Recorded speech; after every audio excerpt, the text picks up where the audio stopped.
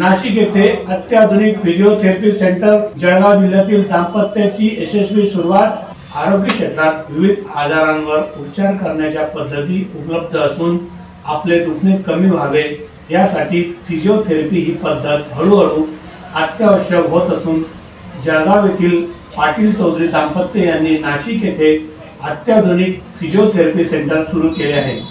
जळगाव जिल्ह्यातील रहिवासी असलेले डॉक्टर चेतन चौधरी व डॉक्टर नुपूर पाटील यांनी नाशिक येथील कॉलेज रोड भागात रिक्युअर फिजिओथेरपी सेंटर नुकतेच सुरू केले असून या ठिकाणी फिजिओथेरपीसह ऑस्टिओपॅथी आणि कायरोप्रॅक्टिक ही सुविधा उपलब्ध करण्यात आली आहे।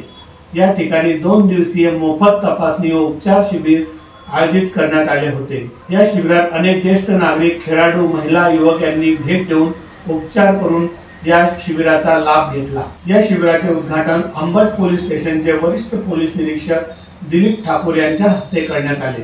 कार्यक्रमाच्या अध्यक्षस्थानी ज्येष्ठ आयुर्वेदिक तज्ञ डॉक्टर अनय थिगळे हे होते, तर प्रमुख पाहुणे म्हणून वन परिक्षेत्र अधिकारी मुकेश महाजन, निमाचे वरिष्ठ पदाधिकारी doctor DB. Deshmukh, doctor Suresh Patil, सेवानिवृत्त सहाय्यक फौजदार राजेश निकम, संदीप महाजन, श्रीराम फाउंडेशनचे सचिव दीपक नगरे यांच्यासह मान्यवर उपस्थित होते। कार्यक्रमाप्रसंगी प्रास्ताविकात डॉक्टर चेतन चौधरी यांनी भौतिकोपचार पद्धतीबाबत माहिती देताना पाठीतील मणक्याचे आजार, शरीरातील सर्व प्रकारचे दुखणे, खेळाडूंमध्ये होणाऱ्या दुखापती, शस्त्रक्रियेच्या आधी व नंतरचे व्यायाम, अर्धांग वायू, डोकेदुखी, डिप्रेशन व वयोवृद्धांचे आजार यामध्ये भौतिकोपचार पद्धती कसे काम करते याबद्दल सविस्तर माहिती दिली। डॉक्टर नुपूर पाटील यांनी महिलांना दैनंदिन कामांमध्ये येणाऱ्या अडचणी, सातत्याने होणारे वेदनादायक व्याधी या दूर करण्यासाठी आवश्यक ते व्यायाम व उपचार पद्धतीबाबत मार्गदर्शन केले।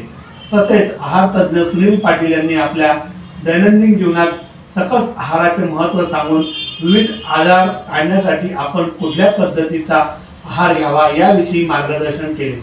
अध्यक्षीय भाषणात डॉक्टर अनय थिगळे यांनी सांगितले की आजच्या जीवनशैलीत प्रत्येक शस्त्रक्रियेपूर्वी किंवा शस्त्रक्रियेनंतर भौतिकोपचार पद्धत गुणकारी ठरत असून अनेक शस्त्रक्रिया या उपचार पद्धतीमुळे टाळल्या जाऊ शकतात। हाडांचे व नसांचे दुखणे यावर ही उपचार पद्धती गुणकारी ठरत असते। शिबिराप्रसंगी सूत्रसंचालन व्यवस्थापक स्वाती पाटील यांनी केले, तर आभार डॉक्टर नुपूर पाटील यांनी मानले। आपण पाहत आहात मुक्ताई वार्ता। खरीप पिकांमध्ये आंतरपीक म्हणून शेतकऱ्यांकडून मुंगाची पेरणी। शेतकरी आपल्या शेतामध्ये नेहमीच वेगवेगळे प्रयोग करत असतो। आपल्या शेतातील केळी या पिकामध्ये आंतरपीक म्हणून मुंगाची लागवड करताना शेतकरी सध्या दिसून येत आहेत। या केळी पिकांमध्ये आंतरपीक म्हणून मुंगाची लागवड केल्याने मुंगाचे उत्पन्नही शेतकऱ्याला मिळते, तसेच त्या मुंगाच्या झाडाचा पाला व मुळांचा शेतीला खत म्हणून उपयोग होत असतो। याचमुळे बऱ्याच प्रमाणात शेतकरी आपल्या केळी या खरीप हंगामात आंतरपीक म्हणून मुंगाची लागवड करताना रावेर तालुक्यात सध्या दिसून येत आहे।